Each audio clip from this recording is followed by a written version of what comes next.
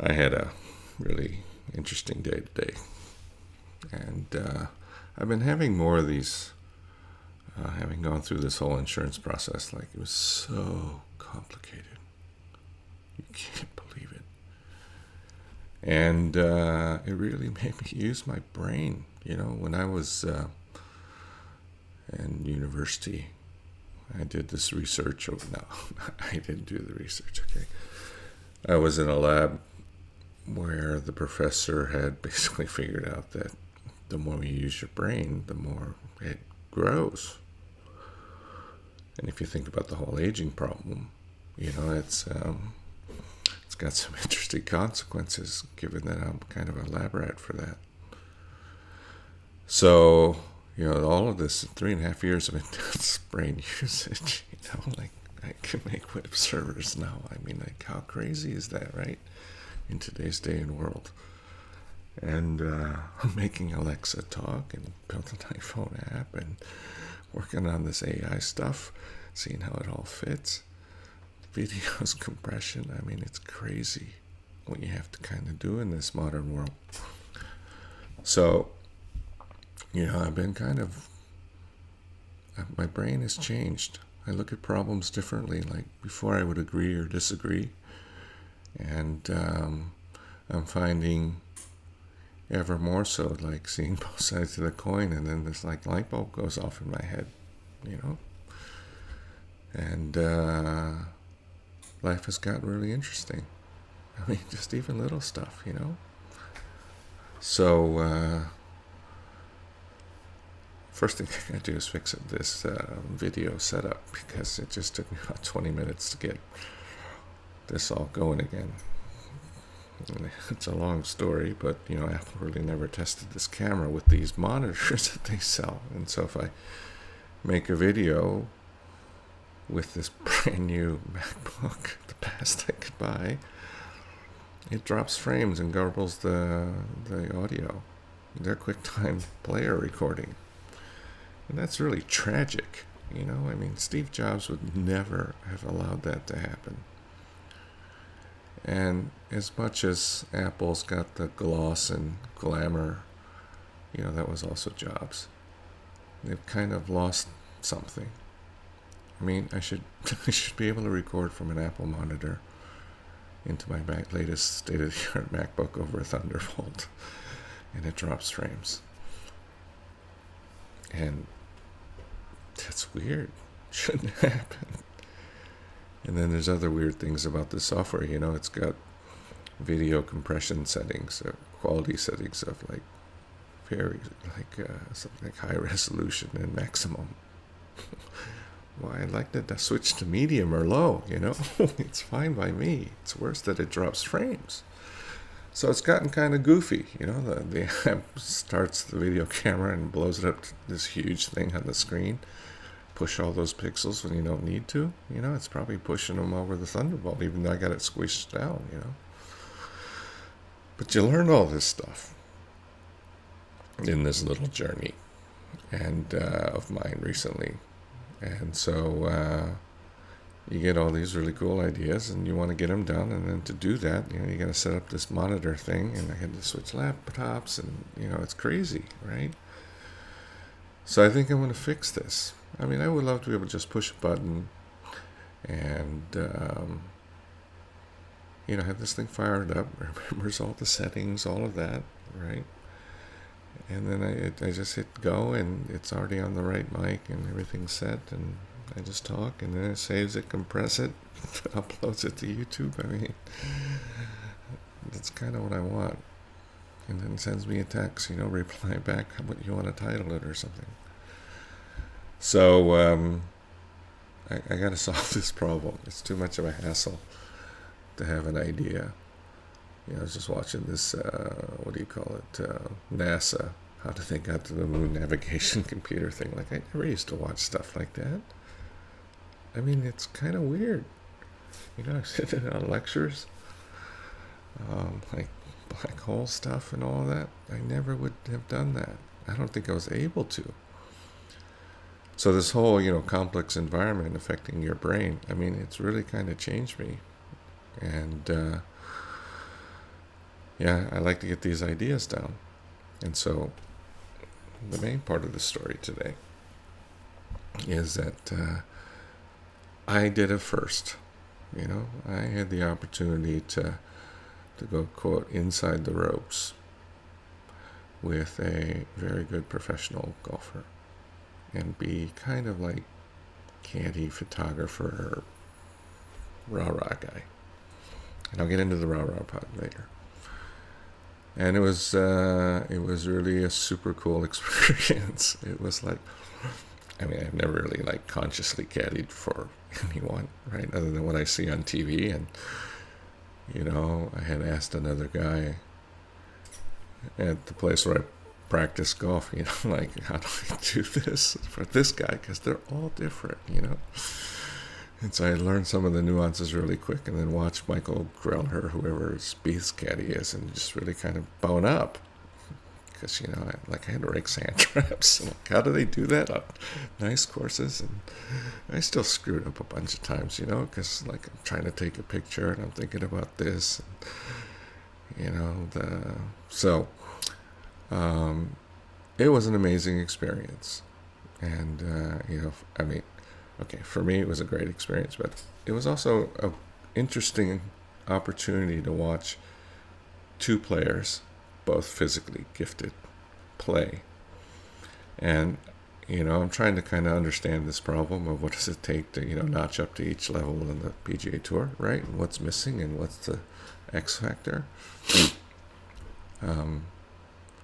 I got to watch two guys at the same time. One was recent graduate, University of Minnesota, I think. And, the guy smacks the ball. I thought the guy I was getting for was far because he's like 40 yards ahead of me or 50 or whatever. This other guy is really like smacks it. Completely different ball flight, different body type. It was really fun to watch. And he just decided to go pro. And he's going to, as he says, he's going to try for a couple of years. That's what his father said, which introduces an element of risk already in the quantum reality of future tunneling thing. And then, I got to watch one guy who's, played for a bit, has been on one of the developmental circuits for the tour. So, you get to see two players at different points in their game. And kind of see, okay, so what's the difference here, right? Because I'm not going to be able to stack someone up against, pick a dude that's in the top 5, John Rahm, and just analyze why. And not just why they are where they are, but more importantly, I think it's almost like a balloon floating underwater. If you take the dead weight off, I think it floats.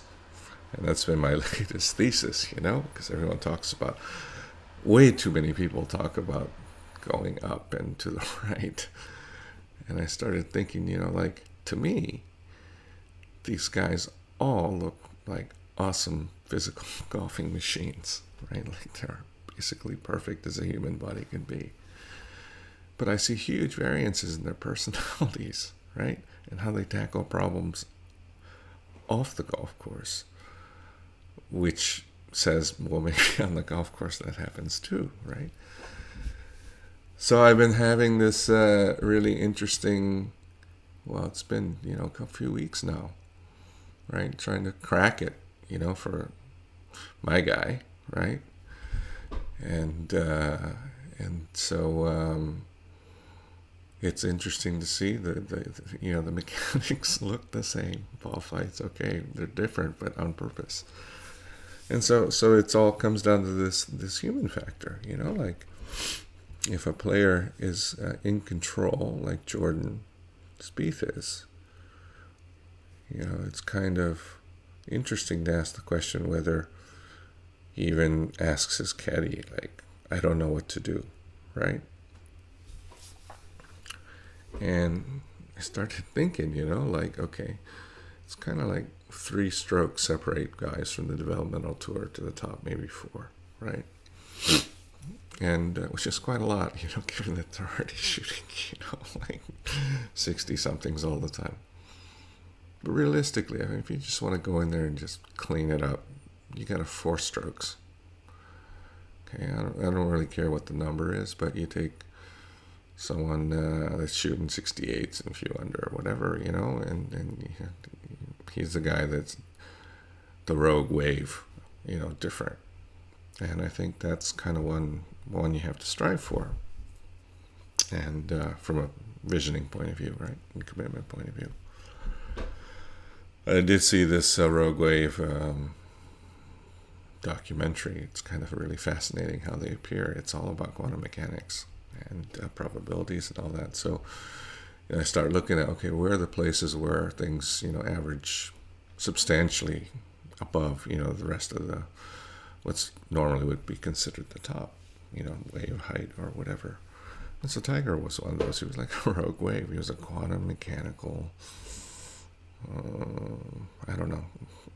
I gotta watch it again. But it's this thing where it's just like, there's what is and there's what isn't. But sometimes a lot of the what isn't becomes what is temporarily. And you get this really cool effect.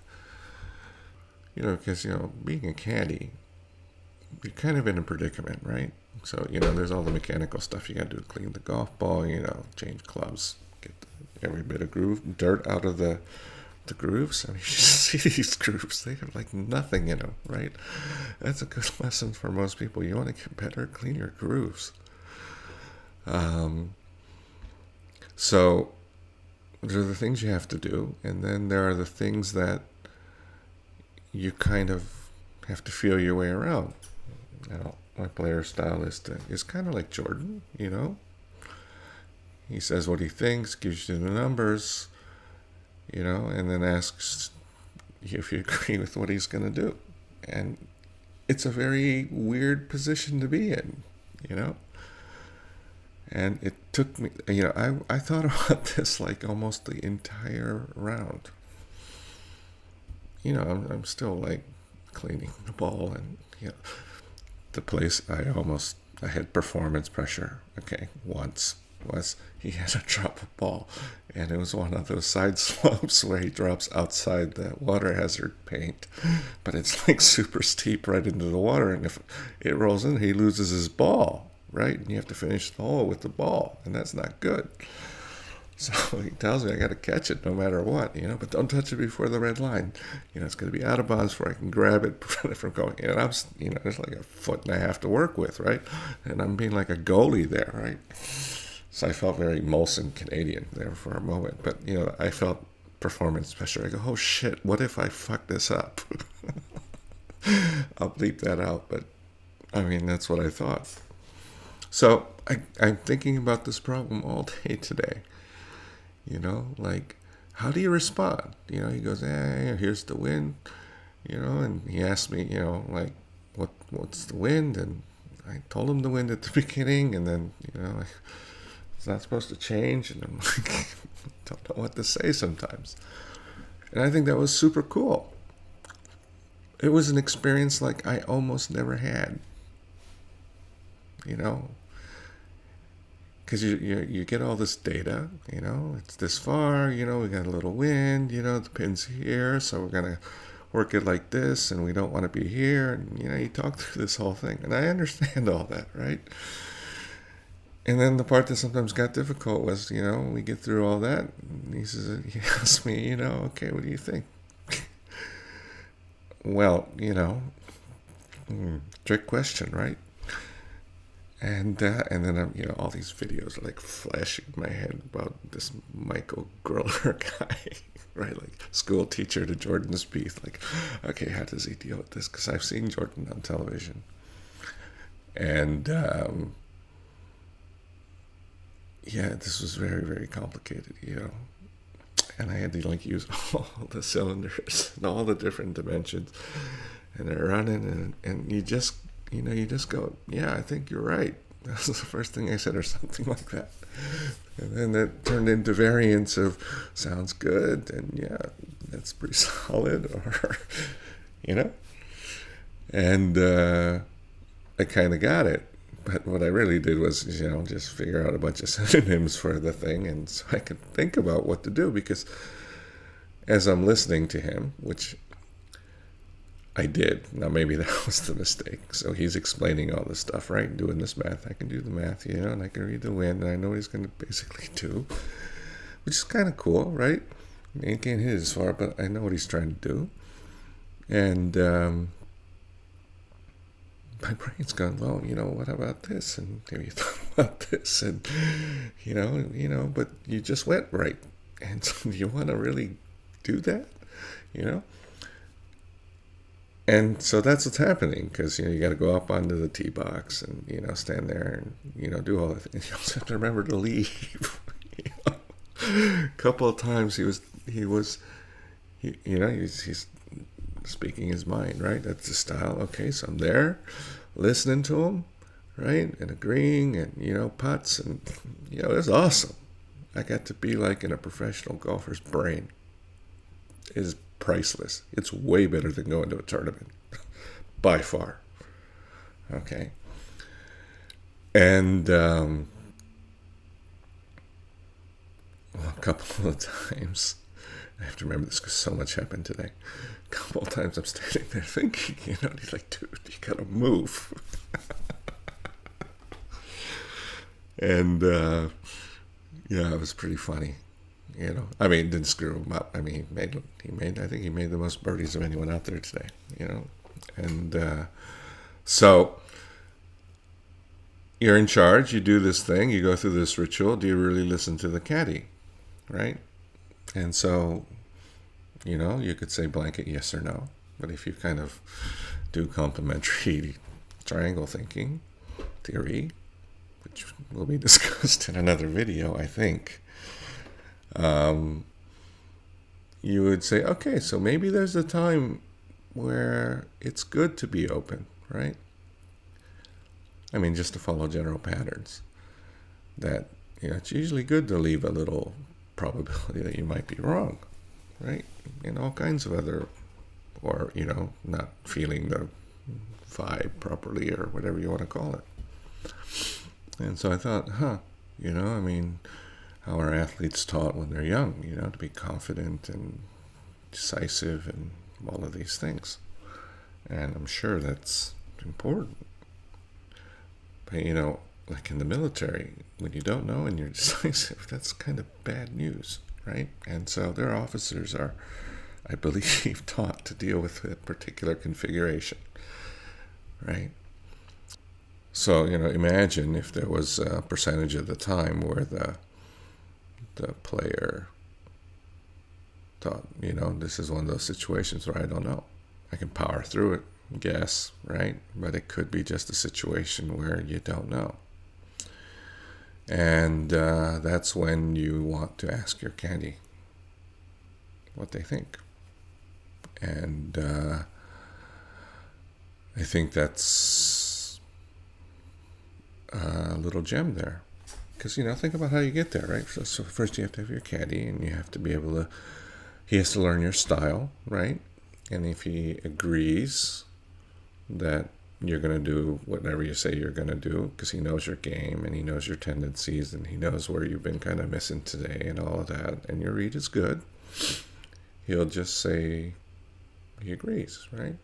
Yep, that's right. Go for it.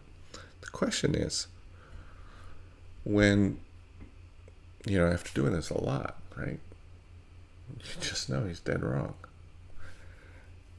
And maybe that's, the missing link in this particular area, right? Because, if you do that, I mean, it doesn't make any less confident, because we all know that, say you don't know, takes quite a bit of confidence, right? So is it really confident to just pretend to know and force yourself to commit when you really don't know? That's an interesting topic, right? So, because, you can kind of practice this even off the course, so that's kind of also very interesting. A way to train off course these kind of, I don't know what they are. They're traits, right? They're psychological, intellectual, personality I don't know, mechanisms. It's not thinking, it's not feeling, it's kind of not imagining, and it's a bunch of stuff, right? Commitment, whatever. So this is about that. And it would seem to be, on the surface, very solid to be confident all the time, and Caddy always supports you. But how do you integrate into that the ability to say, you know what, I don't know what to do, I'm missing here, whatever. And instead of covering it up, actually talk about it. And the Caddy says, look, dude, I've seen you do this 100 times. This is the right way to do it, whether it's his way or perhaps another way, right? That would give me a lot of confidence, because if I know I don't know something and someone fills that in with confidence, then I'm confident.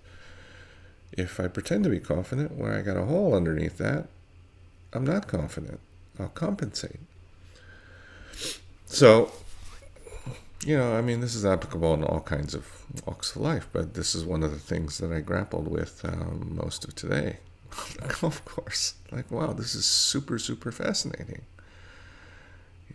There's the first level of confidence in decision making. I understand that. This kid that just turned pro, he just was pounding his driver. I don't think when he should have, It's not just me that thought that. And he was really good at getting out fairway bunkers, man. That guy is awesome. If you take either one of them, and how much does being able to provide integrity rather than confidence? Because if you're confident, you're confident, right? If you're not confident, your goal is to fix that, not cover it up. So, yeah, I'm going to think about this some more. This could be my first, X Factor topic in this little quest to crack that. And I think there's an interesting opportunity in this particular case to have these X factors be, kind of, they're not tied, they're, you can find them outside of the game, or you can acquire or learn about them outside the game and bring them into the game. And so, that's today's interesting round of golf, and very, very fun. It was an incredible experience, to be able to go out there and think about it and see Michael Greller and say, yes, sir, just totally, you're right, you're the boss, right? And because I did that on the back nine, and I just switched to yes, sir, and I went full on like military. You say, you push the button, we're going out and launching all the planes, whatever, right? And it was a super interesting experience, and it was really good to see kind of how the golfer asserts his CEO kind of executive nature, when you're out there. Some guys don't, but I think at the end of the day, it's a style issue, right? And it's also at the same time a perception issue, because the game is pretty, it's got a lot of that, how you look stuff in it. So how you act and dress and speak and ask questions, I think all are part of the image that gets created and then, is managed. So I don't think it would be good to constantly be standing there saying, I don't know what to do, start crying or anything like that. But I think there can be a code between the player and his caddy, really. Who's really not there to carry the bags or anything. He has to do that to get a seat, right? So if you think about it, you really want the ideal caddy, does all the caddy stuff. He's really there to be like your confidant. So when you use the special code word, right? That means, I need your advice now, because I'm conflicted in emotion and physical, whatever, right? Because that could happen. Shit, you gotta hit these balls, and I try to hit the fairway.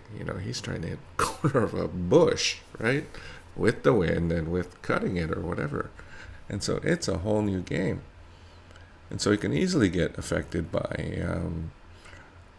like the non-mechanical part, in here or stiff or whatever it is. So I think that's an interesting thing to look at, and it was a really interesting thing to experience today. Like I had more than one of these already. Just because it's like, wow, how do I process all this stuff? Hang on a second. Oh, nothing like a beer doing these. The best part of it is they turn out good. He came in second, which is plenty good enough for the purposes.